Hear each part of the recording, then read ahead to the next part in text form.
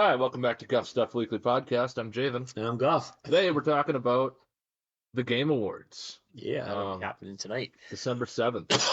Oof, excuse me. We're going to talk about some of the categories we want to talk about, some of the nominees, and who we think is going to win, who we think deserves to win, blah, blah, blah, blah, blah. Yeah, so it might be a long podcast, but bear with us. All right, so let's start with the big, the bad, the ugly. You just want to go right to the game of the year? Let's go right to the game of the year. Okay. I mean, that's what most people are going to want to hear about anyways. Right? Yeah, probably. All right, so the contenders we have are Alan Wake 2, Baldur's Gate 3, Marvel Spider-Man 2, Resident Evil 4, Super Mario Bros. Wonder, and Legend of Zelda Tears of the Kingdom. Yep. I have played 3 of these 6. I have only played one. Okay. But I have played Resident Evil back in the day. Yeah. Not the remaster was very well done. So we could talk about that one a little bit. I mean, that's fine. It's just a remastered version of a game. So, I mean, maybe done a little better. I don't know. I wouldn't mind playing Tears of the Kingdom. Even Super Mario Bros. For that matter. But I don't really want to buy more games. So yeah, there's so many games to play right now anyways, right? I think so. We're kind of in concert here, thinking Baldur's Gate 3. Yeah. Yeah, they've won so many awards this year that it's hard to think that they won't win. Yeah. Because I mean, if you look at their list of awards, it's progressively getting bigger the longer the year goes by. So, rightfully so, mind you. It, like you said, it has brought back a genre that was kind of Unlike petering before. off. Yeah. You know, it was really just the diehards that were still playing RPGs.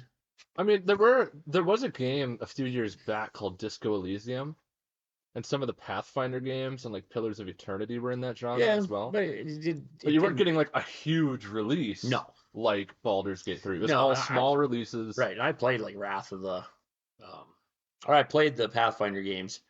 And they were great games for a regular RPG or like me. That's just what I wanted to play. But Baldur's Gate 3 has brought a whole different sense of it has brought the 5th edition tabletop players from Critical Role. Yeah. Literally to the video games world. And then adding that you can play it on the Xbox, the PS5. And on top of that, it became accessible to people who weren't just like hardcore RPG players. Right. Because there's so many different ways to play the game between story mode, tactician mode. I mean, there's tons of different difficulties, tons of branching, diverging paths you can do. Yeah, you can play a game multiple times and not have any of the same outcomes. Exactly. Yeah. Even the voice acting was pretty much second to none. The graphics were phenomenal. The spells, I mean, they included things that you wouldn't have even thought of into the game, like using Mage Hand to push a crate over on top of an NPC. Like, that's just stuff most games don't even put any thought into. And they just did it. They added all that extra stuff in there. You're like things that even maybe they even didn't think of. Like, I was watching an interview with the Larry Studio guy. I can't think of his name right off the top of my head, but he was like, after they released the beta, he was like, we never even thought of this stuff. So that actually, when they did that, helped them make the game even better. Yeah. Because now they're like, wow, people are actually doing stuff like knocking over candelabras to crash down and start a fire over here. And I think that's one of the things that it has going for it too, is that how many early access games have we seen that left early access or were in early access, whatever, and became just a pristine, polished product afterwards? Right. Pretty rare. And even full releases, you don't see that very much. I know. I mean, the Super Mario, I'm assuming that was a pretty polished release. Oh, I'm sure most of the, different types of releases there, but... Yeah. And Alan Wake, I know that had a very strong release as well. There wasn't much for bugs or anything like that. Resident Evil 4 felt really good when I first played it. That's probably why these guys are all on the top. Exactly. Like, they're polished games. This is what you need to be looking at if you're a game studio and being like, okay, one of the things that makes a game of the year is, yes, it's scope and depth, but having a good, solid release is so important. Not day one 500 gig patches. Exactly. Not patching your entire game and all. What was the other game that was released and then like day one they had like a 40 gig patch you were talking about? We just talked about it here a few podcasts ago about it. It's Company Heroes? Company Heroes had some Wasn't major like issues. right away they Yeah, had like huge tons. patch Yeah, after huge patch well, after huge patch. they just released on 2 days ago a new update patch for it with some new battle groups and stuff, and Yep. now it feels like it should have been Now out at it's least. where it's supposed to be. Yeah, so now they need to move forward from there. All But right. yeah, it's a crazy deal. But yeah, I think Baldur's Gate 3 strong contender for game of the year for Yeah, me. Um, I would say so. I would love to play the other ones, but it's going to be strange though because there's going to be a lot of people that played that have Switches that don't have PCs or Xbox or whatever. There's a lot of younger crowd and a lot of people that don't play other right. games other than Nintendo games Yep. that are going to be probably voting pretty hard for the Nintendo category. That definitely could be. But well, Nintendo split it twice though, so you got to pick the Mario Brothers and Zelda. Yeah. It'll be interesting. Anyway, so what's the Uh, next category? Next one I want to talk about is best ongoing games. Best ongoing games. And this is games that are getting improvements over time, Where are we at? still running, kind of just they may have had a rocky release like a couple of these did, but Cyberpunk. yeah, but the Apex the Legends. service that they provided to the games has been fairly immense. Yeah. So I'll let you read off the contenders this time. Yeah, it's Apex Legends, Cyberpunk 2077, Final Fantasy 14. Almost messed that up. Fortnite and Genshin Impact. Okay. I've actually heard of all these games. I have played none of them. I've played Watched a lot of play footage on all of them, but I've played 3 of these 5. No, 4 of these 5 actually. I've never played Final Fantasy 14. hasn't that been out for? It's been out for a long Oh, it's time. ongoing. So yeah, It's an MMO. there you go. Yeah, it's ongoing. I'm like, yeah, I was thinking it was just gonna be this games came out this year, but no, yeah. I, I I don't know. I think that your strongest contenders for this are probably going to be. Actually, I can't say contenders. I think there's a clear winner here. I think it's Genshin Impact actually, Okay, because of just the amount of people that play that game, enjoy that game, and it's people. I see people play that game who aren't even gamers, right. and it's got like a really simple systems to it. How old do you have to be to vote? I have no idea. So I think that if anybody can vote at any age, I think Fortnite probably wins it. I mean, Fortnite, It's been around for a long time, and there's still a huge crowd. but they haven't done anything. No, they haven't. No, I don't think they've earned it by their breaking barriers or anything at this point. But I mean, I'd like to give a shout out to 2077 Cyberpunk here because they've turned that game around. yeah, Like that game was horrible on release, and I played it just about a year ago, and it felt great. And the right. new Phantom Liberty DLC is supposed to be phenomenal. I've heard Yeah. nothing but good things I about haven't it. played it at all. But yeah, my buddy was saying it was good. I have a group of people that I hang out with that play Final Fantasy 14. They haven't played for a while, Yep. but they were enjoying it quite a bit. It's supposed to be a pretty strong MMORPG. Yeah, that's what I've heard too. I Um, just haven't got around to playing it. it's basically like the next step down from like World of Warcraft Right. as far as like player base and popularity. Yeah, actually, it might be higher now. It could be. Although World of Warcraft, I'm sure is going to make a comeback now. But Yeah, they've done some pretty impressive. well, I got Metzen back. That helped a lot. So 2 of these games are team shooters with Yeah, like what's the Apex and kind of like a PUBG with battle royales. yeah, Battle There we Royales. go. So yeah, Fortnite and Apex are both battle royales. Fortnite obviously has the building system, kind of cartoony, can run it on a potato. Did either of them?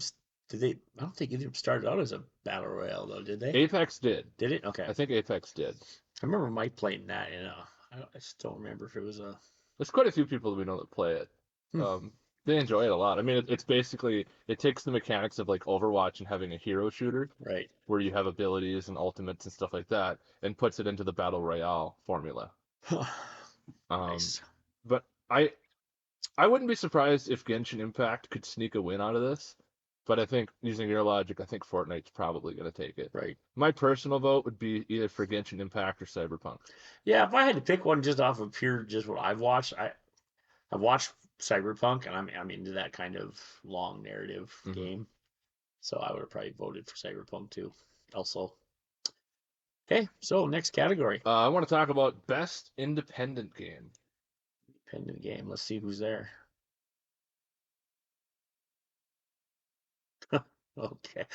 I have played 2 of these. I've seen reviews on at least 2 of these. All right, so the nominees are Cocoon, Dave the Diver, That one I've heard of. Dredge, Heard of that one. Sea of Stars, No clue. and Viewfinder. No clue on that one either. Um, Sad Owl Studios, huh? yeah. Nice. I'm not super well informed on the other 3, but Dredge I played.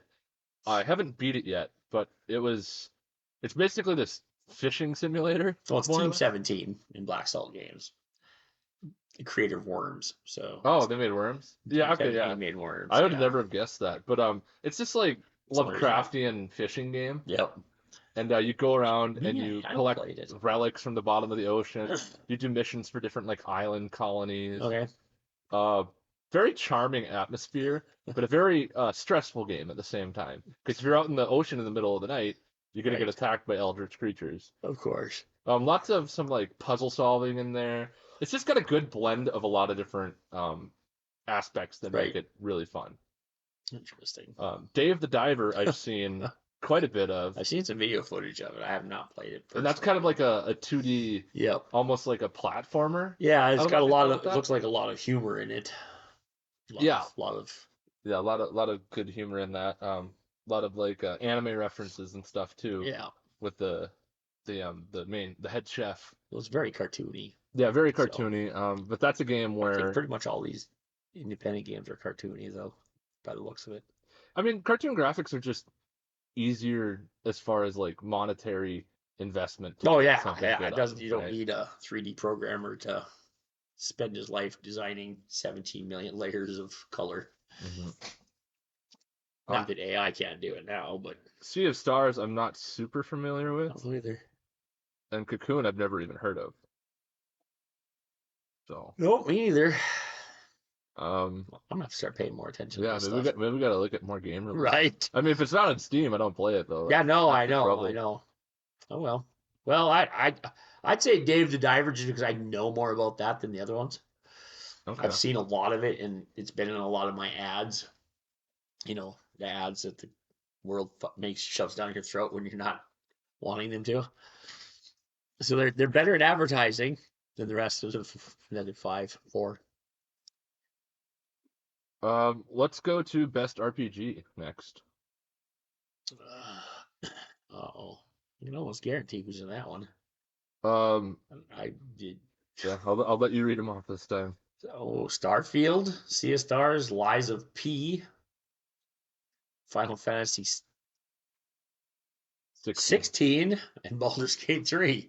All right. Like what? So you've played 2 of these. Yes.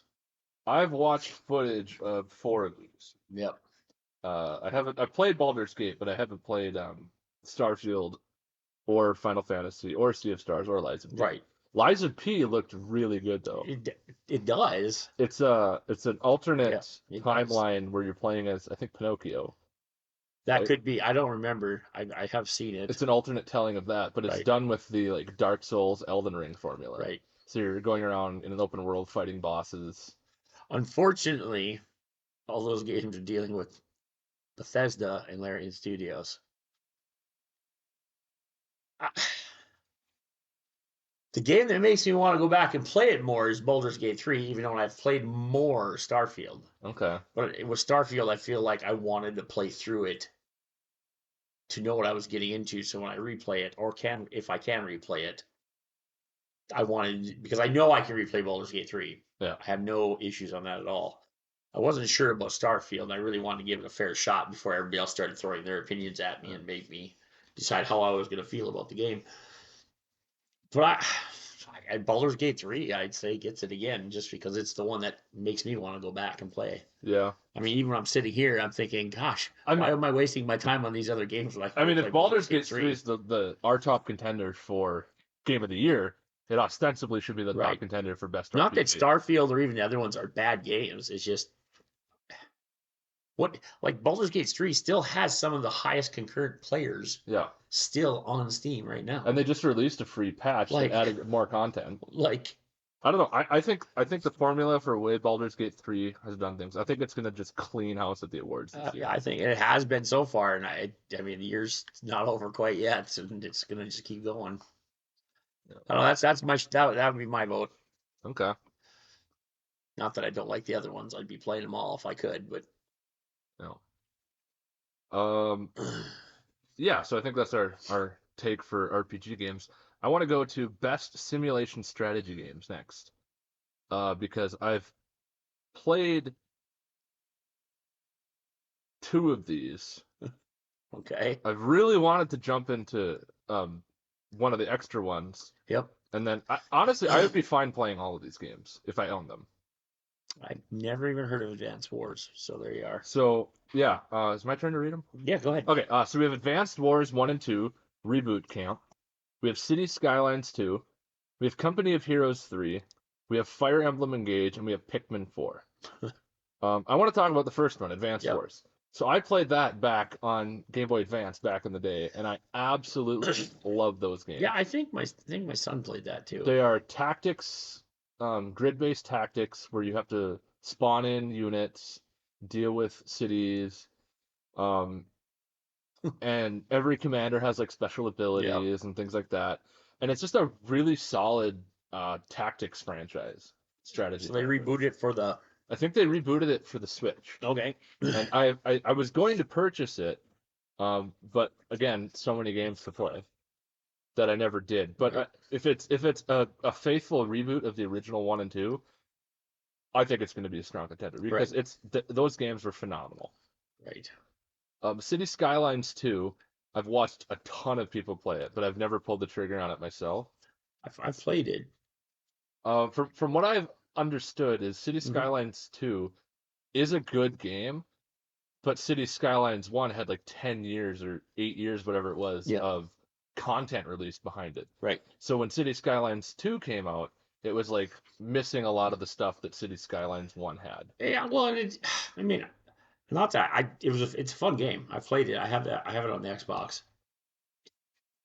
It's not a City Skylines game though. It's just. Yeah. I mean, it's good.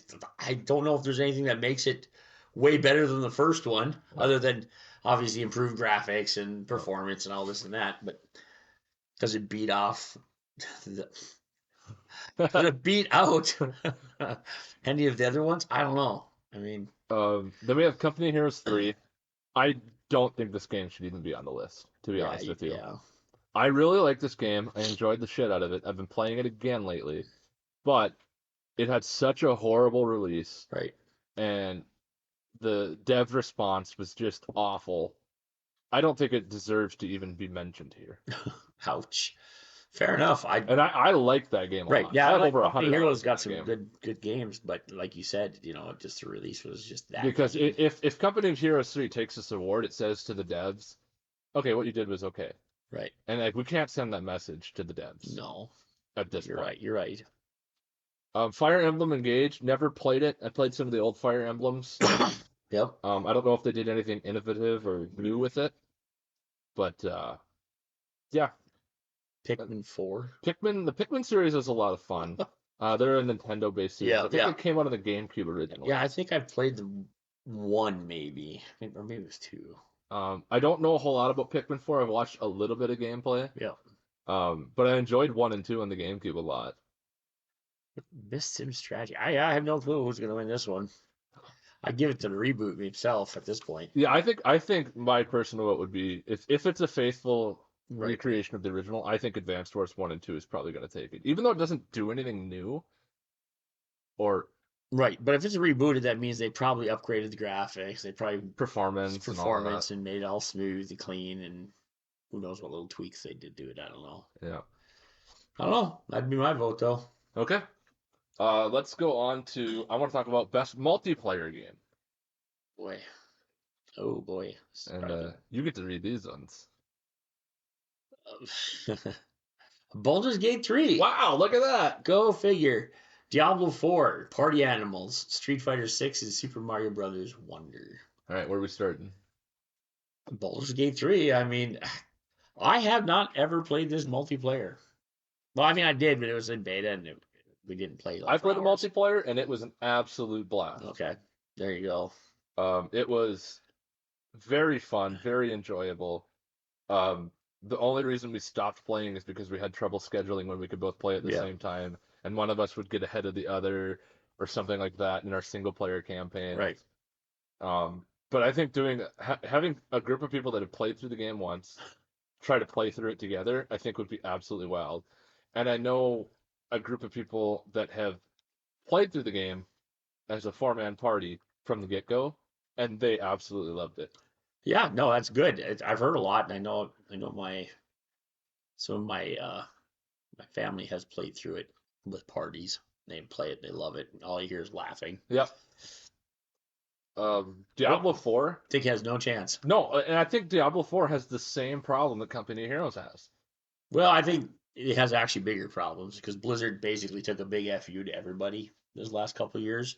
Whether it was Diablo 4, you got a phone, don't ya? That started it. Yeah, there's a lot of drama. We're just gonna shut off the Overwatch servers and put up new Overwatch 2, and you don't have a chance to play the Overwatch anymore. Yeah. So again, I think they just took a big FU to the crowd, and I think don't matter how good the game could be. I don't know. I haven't played it. I just think people are going to be sore. I've actually heard fairly mediocre things about it. Yeah, I just think people are sore about it. A lot of people are like, it's lacking content, and then they release the season pass, and people are finishing the season pass way quicker than they should. Yeah. And they're just like, they're getting the end game content, and there's just not good end game content. Yeah. And that's what Diablo games kind of were about, or at least they set that. Just the replayability, just to go and do it again. Do a different run, get different gear. Yeah. Party Animals, I've known some people that have played it. They seem to enjoy it quite a bit. Yep. I would say that if there's a second game that has the chance of winning it, I would say Party Animals. I don't know anything about Wonder, but I've seen a lot of people play Party Animals on my Steam friends list, and they seem to be having fun with it. So, Street Fighter 6, one of the podcasters we had on here a while back, Blood Red Sakura, has played a pretty fair amount of this. Right. And another one of my buddies has played a fair amount of this. They both like top tier players, basically tournament level players. Right. And the game is really good. It does a lot of things well, but there's some pretty big complaints from the community about the input systems. Okay. And making it a lot easier to play the game than it should be, giving like a handicap to players. Okay. And artificially kind of lowering the difficulty for them. Well, instead of having to remember a six or seven button combination, now you just hit one key. Yeah, basically stuff like that. And it's caused kind of a ruckus amongst the fight game community about it. You see a lot of top tier players that are using it's basically two control schemes. One is like a modern control scheme that makes it easier to input combos and respond to things. And so it's creating again like an artificial handicap for players. Of course, we know nothing about Wonder, so Yep. I'm gonna have to buy it just to see though if it keeps popping up. I would probably vote multiplayer. From just your talking, I'd vote Baldur's Gate 3. Yeah, I think Baldur's Gate 3 again. They've won many multiplayer boards already, so I don't think multiplayer is its strongest characteristic. Like, you don't play Baldur's Gate 3 just for the multiplayer.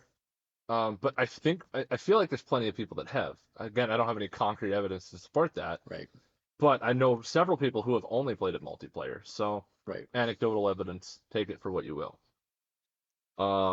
Best esports game. Oh boy. I like watching esports. Yeah. I just like watching people play a game competitively and be really good at it. Oh man. So let's talk about it. We have Counter-Strike 2. Been around since the early dawn of computers. And then this is now, I think, a re-release of Counter-Strike 2, if I remember right. I have no idea. Look at that. Valve's on there twice. We have Dota 2, which we've talked about before, and I have a special place in my heart for. Yep. We have League of Legends. We have PUBG Mobile. And we have Valorant. All right, PUBG Mobile. There we go. So let's start with Valorant. I don't. Valorant is Riot Games' combination of the Counter-Strike formula mixed with the Overwatch formula. So you get heroes that you can pull into these games. You can buy your weapons every round, stuff like Right. that. You have to bomb the objectives or defuse the bombs, stuff like that. A lot of people playing this game. A lot of people playing it very competitively. Um, Tournaments all the time for it. Right. Um, PUBG Mobile, I don't know a whole lot about. I'm not a mobile gamer, but No, I'm I don't. sure if there's a game that's on mobile, a lot of people play on mobile. I've tried to play PUBG on mobile. It was, I don't know, maybe with the controller I bought for this phone, maybe it worked better. I don't know. I'd rather play it on the PC personally. League of Legends always going to be a top contender for esports. Yeah, well, it's kind of. About half the population of the world plays League of I Legends. don't want to say it's the But- granddaddy or the grandma of the gaming, but it's been out there for a long time. Yeah, and the it's- tournament structure is very well They supported. might have been one of the first people to really make it like super popular. Like, Yeah, they're not the people that really broke the formula for esports, I don't think. But Right. there was a lot of people playing the game at a competitive Right. level, and that just bred an environment where it became very popular. I'll say that as a casual player, that was probably the first one I've heard of. I mean, I knew Counter Strike, I knew Dota, PUBG, Valorant, whatever, but the first game as a casual player, and I will consider myself casual, even though I play a lot. It's just I'm still very casual. That was the first game I heard tournaments about. Yeah, Maybe they're just advertising. and they do advertise a else. lot. That's a big They thing. spent a lot of money on advertising, and when you do that, you sell a lot of stuff. Next we have Dota 2, Yep. which has a phenomenal Worst game system. ever? Yeah, No, I'm yeah, just it's pretty bad. it's because Um, it sucks away lots of your life. Yeah, I only got like 2,000 hours in it, not a big deal. But yeah, Dota 2 tournament structure is great. They reworked the quote unquote world championship for it, which is the international. Right. A couple years back, where you have to qualify for it through a season now. Okay. It used to just be like there'd be an invite from every region and then open qualifiers. So they'd invite like the best teams in the world that they Right. thought, and then you'd have to qualify for the other spots. That season goes on all year long. There's like a 2 month break maybe where they're not playing pro games. Right. And you're working towards this end game goal of the international. It's one of the most coveted titles in esports. Win it all. Yeah. And then Counter-Strike too. Counter-Strike esports absolutely Been huge. around for a long time. People have been playing that game competitively basically since the dinosaurs were around. Since Counter Strike was released. Um, Been around for a long time. those are very high energy, very fun to watch, I Right. think. I think Counter-Strike's very good as in the same way that Valorant is, especially shooters in general, because you don't really need to know what's going on to realize like, oh, this guy's really good or this team's doing really well. Right. It's very easy to see like a strategy being executed and it being successful or unsuccessful. Where with League of Legends and Dota, you need to have a little bit of foreknowledge Right. to really enjoy it. Although Dota is, I don't have this experience with League, but I never played Dota. But my introduction to it was through the World Championship, the international, Right. and that's what got me to play it. Was their tournament structure? I was like, wow, this is really cool. These guys are, I don't know what's going on, but things are happening, and Right. it looks really awesome. And that's kind of what got me. Things are happening and it looks awesome. Good enough. That works. I think this could go to any of them, to be honest. I don't think PUBG Mobile. I don't think that one would. Maybe. But I it'd be I weird. can't see it competing with a game like Dota or League of Legends. Right. No. I wouldn't say. I would say Dota or League of But Legends would win it. my personal vote would be for probably either Dota 2 or Counter-Strike, but I'm also partial to Valve. Yeah. Um, Well, I mean, there's a reason they're doing so well. Riot's not doing bad either, but I mean, Riot's doing really well. So yeah. But yeah, that's best esports games. Do you have any topics you want to cover? Yeah, I think we're gonna go over. Let's go over the best performance. Best performance. Yeah, that would be a individual actor in a game. Oh gosh, This is a big deal because there's a lot of memes, there's lots of audio clips, there's a lot of shorts out there on this stuff. Mhm. It is very big in the shorts world. Okay.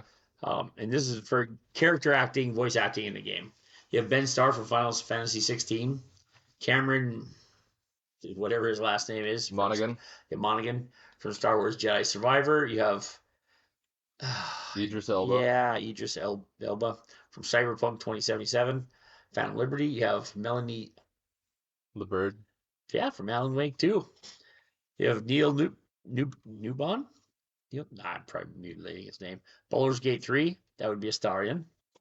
And then Yuri Lowenthal. that sounds good from Spider-Man 2. I can tell you that the last, I don't even want to say decade, but the last probably the last few years, games have really put a lot of. Well, I'd say the last decade, games have really been focusing on the scripting, the voice acting of the games. You can tell because they're hiring like most of these guys are fairly famous voice actors or actors already. Mm-hmm. They're not hiring just some Joe Blow anymore. Yeah. They're like going after guys that are already popular. But you get, and I haven't played again most of these games. I have played Jedi Star Wars, the Jedi Survivor. I have played Baldur's Gate 3. I've listened to a lot of Cyberpunk and Astarion from Baldur's Gate 3. It's acted extraordinarily well. Very well. Because he does a great job of like, if you don't like that kind of character, you hate him. Oh yeah, you just hate him.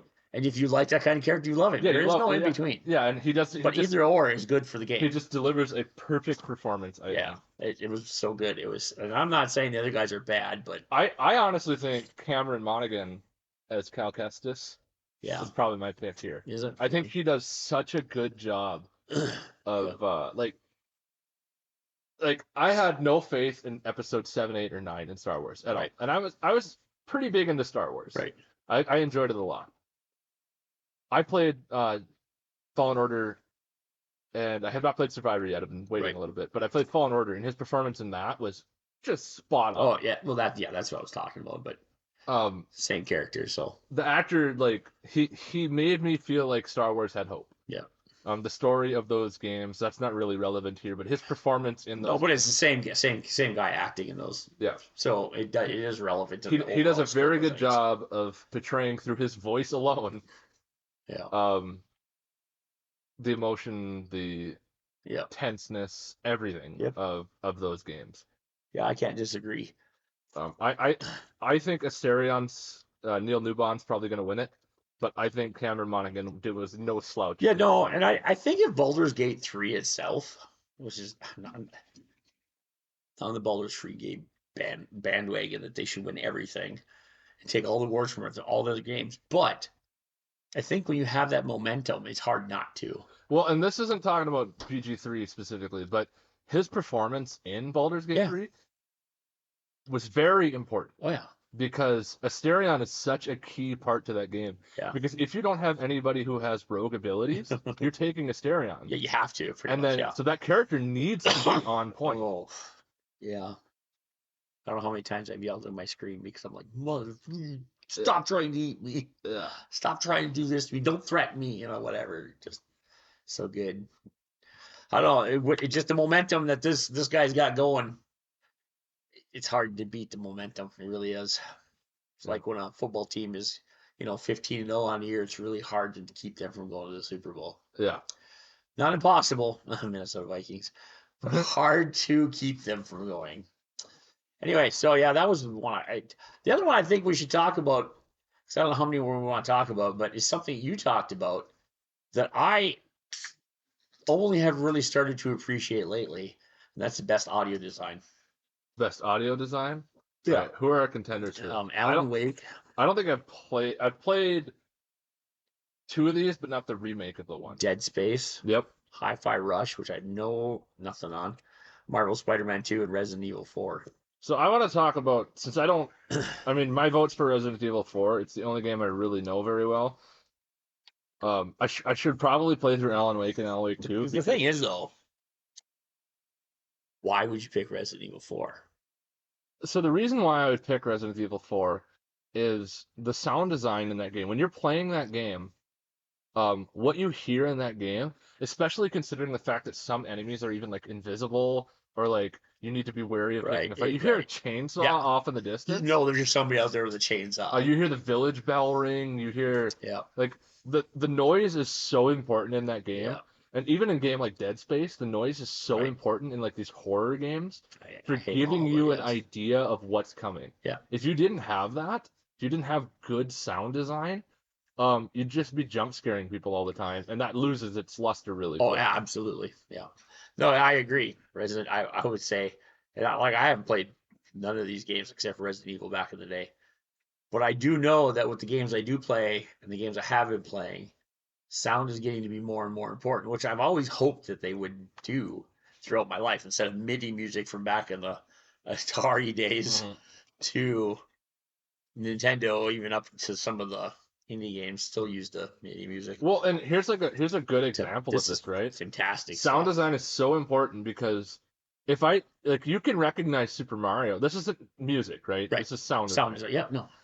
Super Mario, everybody knows that bum, bum, bum, ba-dum, bum, ba-dum, bum, ba-dum, ba-dum, bum, ba-da-da. What do you immediately think after you hear that though? Yeah. You hear like coin noises, Yeah. right? Like and so like those sound those Yeah. no, that The audio that jump design. Yep. noise. It's audio design, and it's what makes you remember the game. No.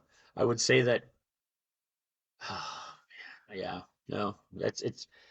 I don't like most of these types of games just because I don't like the creepiness of some of these games, like Dead Space. Probably Alan Wake. I'm guessing has got zombies in it. Probably. And then, of course, we all know Resident Evil is pretty famous for Yeah. that. Spider-Man, no idea, but I think I could see where Spider-Man would be really cool though, because with the sound design of like having that cityscape, it'd be really imagine. important for the immersion of the game. Yeah. Well, yeah, and that's what I think audio design is. It's just immersion to the game. Yeah. I'd say Resident Evil. I've played a version of Dead Space, but not this one. Is it Dead Space is an old This is game, the right? remake of the original Dead Space. Of course, it's the remake of the original. Gosh, dang it. Okay, so I probably will never play it because I don't like these games anymore, or never really have.